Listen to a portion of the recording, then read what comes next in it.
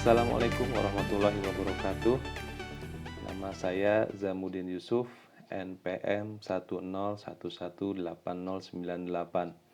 dari kelas B STIE STEM B Bandung Business School. Hari ini saya akan presentasi perihal ide usaha saya ke depan yang dibuat untuk memenuhi ujian akhir semester mata kuliah motivasi kewirausahaan. Saat ini teknologi digital semakin berkembang dan kedepannya tidak dapat dipungkiri lagi bahwa digitalisasi akan menjadi segalanya. Hal ini akan membuat proses-proses yang sebelumnya dilakukan secara manual maupun semi-digital akan berubah menjadi full digital. Hal-hal yang biasanya sudah sering kita alami yang adalah dulu kalau kita mau beli barang pasti kita akan datang ke pasar, ke toko, ke mall atau toko-toko offline. Tapi saat ini dengan adanya online shop, marketplace, kita dapat dengan mudah melakukan pembelian barang melalui smartphone. Ya, pembelian barang di sini juga nggak hanya barang yang bisa kita beli ya. Untuk pemesanan atau reservasi tiket, tiket pesawat, tiket tempat wisata, pemesanan hotel, pembelian pulsa, pembayaran tagihan, dan lain sebagainya sudah bisa kita lakukan secara digital. Untuk perusahaan, pasti proses awal untuk pemesanan barang akan menggunakan purchase order manual. Proses pembuatan tetap menggunakan sistem, namun PO tetap harus di-print, ditandatangan basah oleh pejabat yang berwenang, dan dikirimkan ke supplier agar barang dapat diserahkan oleh supplier ke perusahaan.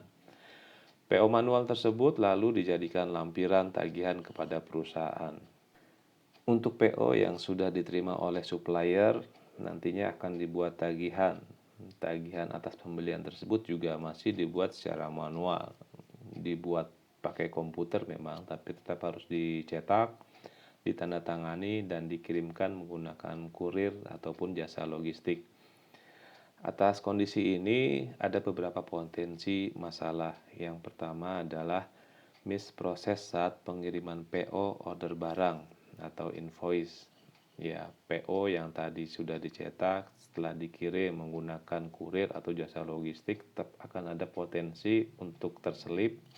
Kalau menggunakan email, email yang nggak sampai, email penuh, email gangguan, dan lain sebagainya.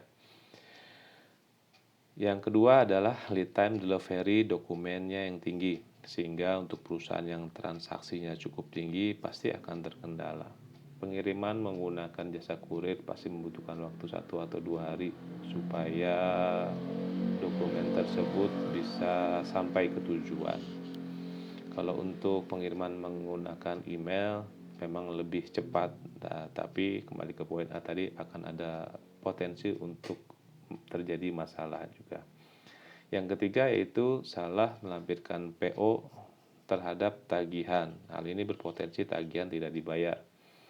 Mungkin contohnya adalah pada saat pengiriman POA tapi tagihan yang dikirim atau adalah POB.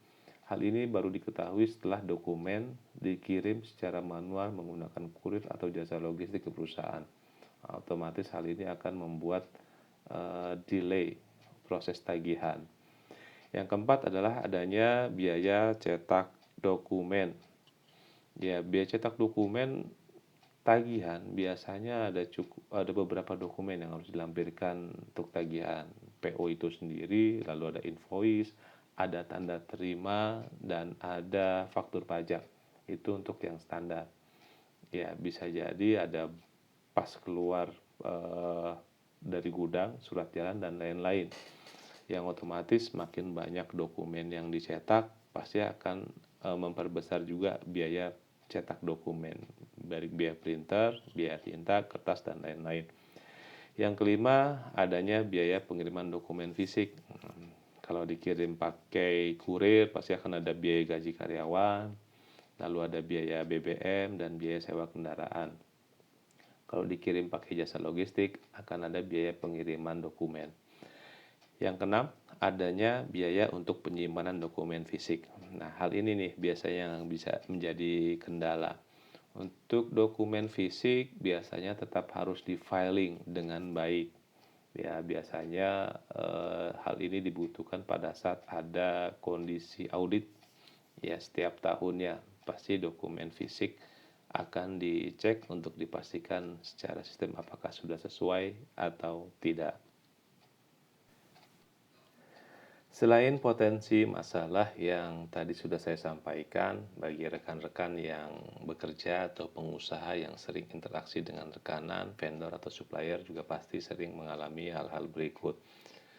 Dari sisi pengusaha, yang pertama, sudah kirim PO by email namun barang tidak kunjung datang. Setelah dicek, ternyata PO tersebut tidak pernah diterima oleh supplier.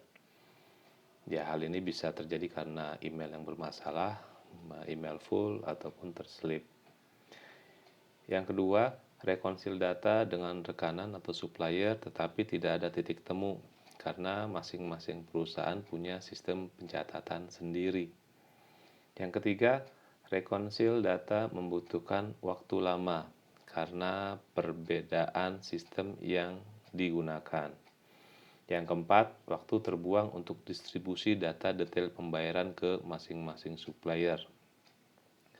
Lalu dari sisi supplier, yang pertama adalah pusing mendata PO mana yang sudah disuplai dan mana yang belum karena data menumpuk. Biasanya PO yang diterima perusahaan akan tercantum di data monitoring si perusahaan saja. Hal ini baru bisa dimonitoring oleh pihak supplier setelah ada pengiriman barang ya yang dirujukan atas nomor PO tertentu.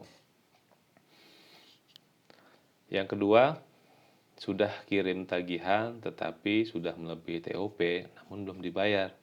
Ternyata setelah dicek data tagihan tidak pernah diterima.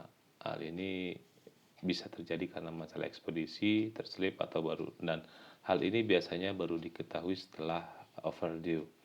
Yang ketiga, salah melakukan clearing tagihan dengan nilai yang sama karena tidak menerima detail pembayaran dari customer. Hal ini biasanya sering terjadi untuk supplier-supplier yang sering menerima PO dengan jumlah barang yang sama sehingga tagihannya sama.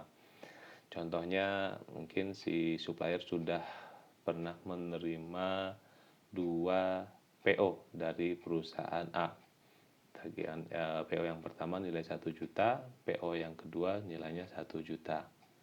2 PO tersebut barangnya sudah disuplai dan tagihan juga sudah dikirim kepada pihak perusahaan.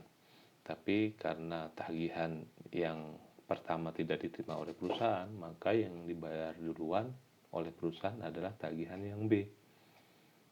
Ya, tapi pada saat di clearing di pihak supplier karena nilainya sama, maka dana yang masuk tersebut digunakan untuk clearing atas tagihan yang pertama.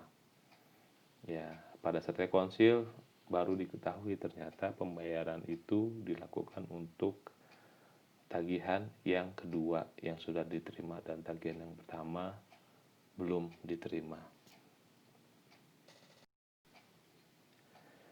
Sebagai solusi atas masalah-masalah yang tadi saya sampaikan, ya, saya akan membuat satu program bernama EASY, ya singkatan dari Integrated Advanced System, yaitu sebuah aplikasi inovatif berbasis web yang kedepannya kita juga akan buat dalam bentuk Android yang akan mengintegrasikan sistem dari beberapa perusahaan yang bekerja sama baik dalam penyediaan barang ataupun jasa.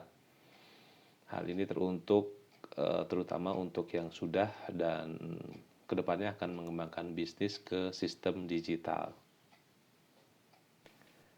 Cara menggunakan aplikasinya sangat mudah. Ya, seperti biasa untuk sebuah aplikasi cukup yang pertama adalah login dengan ID yang terdaftar, lalu pilih action yang akan dilakukan untuk perusahaan, create order, Lalu isi data-data sesuai kolom yang tersedia termasuk update dokumen. Jadi itu datanya adalah nama supplier, jenis barang, jumlah, harga, dan lain-lain. Lalu dokumen yang diupload adalah PO dari pihak perusahaan kepada supplier. Lalu klik submit, ya secara otomatis akan ada email sistem yang terkirim baik itu ke perusahaan maupun ke pihak supplier. Secara berkala, pihak perusahaan juga bisa melakukan monitoring berapa banyak order yang sudah dibuat dalam sistem ini. Lalu beralih ke kanan, dari pihak supplier setelah menerima email notifikasi atau secara berkala dia melakukan monitoring atas order yang diterima, pilih action, pilih monitoring atau update order. Ya, setelah menerima order tadi, lalu isi data-data sesuai kolom yang tersedia termasuk upload dokumen. Ya, resi pengiriman setelah barang dikirim, lalu tanggal kirim, dan lain sebagainya. Lalu klik submit. Secara otomatis akan ada email yang terkirim ke supplier atau perusahaan bahwa barang yang diorder sudah dikirim. Ya, lalu untuk monitoring order bisa dicek di aplikasi. Jadi setelah barangnya itu diterima oleh pihak perusahaan, maka dari pihak perusahaan akan dapat melakukan GR atau good receipt di sistem tersebut. Setelah barang diterima oleh pihak perusahaan dan pihak supplier menerima email sistem tadi, lalu dari pihak supplier dapat membuat tagihan. Ya, tagihan itu lalu diupload pada aplikasi ini. Tetap merunut pada order yang pertama kali dibuat oleh pihak perusahaan. Iya, order tadi akan terus kita isi atau kita update sampai dengan prosesnya selesai, yaitu sampai dibayar. Data-data yang diisi tadi ada dokumen-dokumen yang dibutuhkan. Ya, di situ ada e-billing, e-faktur, dan tanda terima. Klik submit, ya secara otomatis sama akan ada email sistem yang terkirim ke pihak supplier. Lalu dari pihak perusahaan setelah menerima tagihan secara digital tadi, lalu akan memproses tagihan tersebut di internal perusahaannya. Setelah terbayarkan, maka dari pihak perusahaan akan mengirimkan bukti-bukti, ya bukti transfer atas tagihan yang sudah dibayar untuk order yang pertama kali dibuat oleh dia. Diklik submit, ya secara otomatis akan ada email sistem yang terkirim ke pihak supplier maupun perusahaan. Ya, monitoring order yang dibuat dan order yang diterima langsung di aplikasi. Ya, jika sudah dikonfirmasi pembayaran, pihak supplier dapat melakukan komplit pada order yang ada tersebut. Jika disimpulkan, maka prosesnya akan dimulai pada saat perusahaan membuat order, di mana saat membuat order akan muncul tax untuk supplier dan nomor registrasi yang akan diproses sampai dengan komplit. Lalu supplier menerima order dan kirim barang dan jasa sesuai PO, lalu diterima kembali perusahaan, barang diterima dan dilakukan GR by system. Lalu supplier mengirimkan tagihan atas barang dan jasa yang sudah diterima oleh perusahaan. Lalu perusahaan menerima tagihan dari supplier dan melakukan proses pembayaran plus update di dalam aplikasi. Setelah supplier menerima pembayaran, maka dia akan melakukan komplit di aplikasi. Ya, target pasar untuk aplikasi yang saya buat ini, yang pertama adalah bisa antara bisnis to bisnis, ya, perusahaan to perusahaan maupun perusahaan to customer. Yang kedua, ada proses jual beli barang atau jasa antar perusahaan tersebut, ya, intinya sih ada transaksi. Yang ketiga, pengusaha atau perusahaan yang belum memiliki sistem maupun yang sudah memiliki sistem. Ya, tadi ada sistem manual, ada sistem secara komputerisasi. nggak ada masalah, semua bisa dilakukan di sistem ini. Yang keempat adalah perusahaan yang belum dan yang sudah mengembangkan bisnis ke arah digital. Nah, ini nggak masalah, kita semi digital, ya bisa masukin ke sistem ini juga. Yang kelima, perusahaan yang memiliki keterbatasan tenaga kerja, namun tetap berkeinginan untuk peningkatan produktivitas terhadap karyawan-karyawannya yang ada. Nilai jual dan keunggulan dari produk yang saya buat ini, yang pertama yang pasti adalah keamanan data. Ya, nanti kita akan buat NDA, Non-Disclosure Agreement, kesepakatan untuk menjamin kerahasiaan. Yang kedua, mudah diakses di mana saja dan kapan saja dalam 24 jam, 7 hari dalam 1 minggu.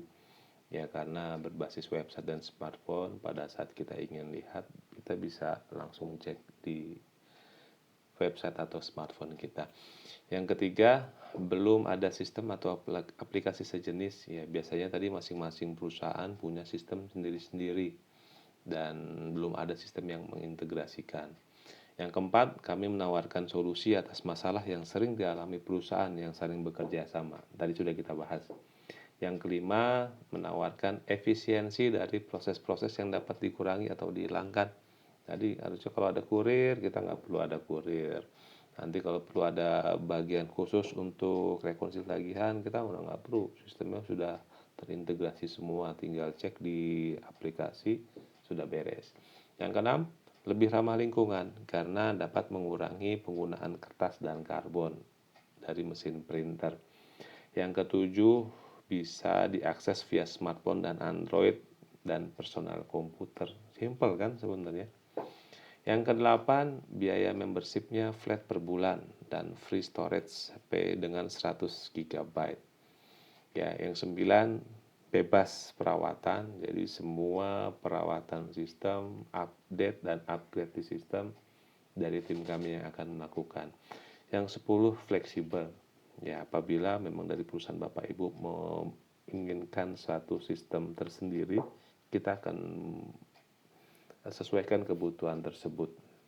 Ya, produksi, ya, biaya bahan baku tidak ada karena kita aplikasi. Lalu untuk tenaga kerja di awal kita hanya perlu bagian maintenance yang akan saya lakukan sendiri. Lalu untuk biaya tetapnya ada aplikasi. Biaya pembuatannya kurang lebih 10 juta. Ini bisa kita jalankan selama 2 tahun. Yang kita bisa perbaikin secara bertahap dalam 2 tahun ini. Karena setelah 2 tahun kami rasa sih harus ada penyempurnaan atau improvement yang lebih baik. Yang kemungkinan akan ada biaya tambahan di sana. Lalu ada PC set, ya kurang lebih 10 juta yang bisa kita gunakan selama 5 tahun. Ada biaya sewa server per bulan, biaya listrik, dan biaya sewa internet per bulannya. Sehingga total biaya produksi per bulan kita asumsikan ada 1.983.333. Ya, dari sistem aplikasi ini apabila kita sudah memiliki 10 pelanggan dengan biaya sewa 200.000 per bulan, otomatis sudah dapat menutup biaya produksi. Ya, kalau kita bisa mendapatkan pelanggan yang lebih banyak dari ini, maka itu adalah keuntungan kita. Kita juga bisa mendapatkan pelanggan dengan sistem beli akses. Ya, biayanya akan jauh lebih murah. Sewanya bisa 5 tahun dengan biaya beli akses ini 8 juta selama 5 tahun. Ya, kalau dikalikan 5 pelanggan saja, kita sudah dapatkan 40 juta rupiah. Bisa kita gunakan untuk biaya operasional. Karena bisnis ini memiliki potensi yang baik untuk kedepannya, ya supaya dapat berjalan dengan baik, maka untuk modal awal kita setting untuk minimal 6 bulan ke depan. Diharapkan di bulan kedua kita sudah memiliki customer yang permanen dan cukup banyak, sehingga biaya-biaya sewanya tadi bisa kita gunakan untuk biaya operasional setelah 6 bulan. Total modal awal yang dibutuhkan supaya bisnis ini bisa berjalan yaitu sebesar Rp52.400.000. Anggaran tersebut untuk biaya tenaga kerja, ada biaya maintenance atau IT, lalu ada biaya pemasaran dan keuangan. Untuk lembar biaya tetapnya sendiri tadi ada biaya aplikasi, otomatis kita harus beli di awal, kita harus buat di awal dan harus kita bayar di awal. Lalu ada PC set, ada biaya sewa server untuk 6 bulan ke depan, biaya listrik 6 bulan ke depan, internet selama 6 bulan ke depan. Lalu ini yang penting, ya salah satu hal yang penting adalah biaya pemasaran. Bagaimana caranya kita bisa memasarkan produk kita dengan baik ke seluruh perusahaan-perusahaan yang bisa kita ajak kerjasama. Semakin banyak perusahaan yang bisa kita ajak kerjasama, maka potensi kerjasama dengan perusahaan tersebut akan jauh lebih besar. Demikian presentasi ide usaha dari saya. Semoga bisa menjadi inspirasi untuk kita semua, ya wabil khusus untuk diri saya untuk dapat memulai usaha secepatnya walaupun belum lulus dari STEM B. Wabillahi taufik walhidayah. Wassalamualaikum warahmatullahi wabarakatuh.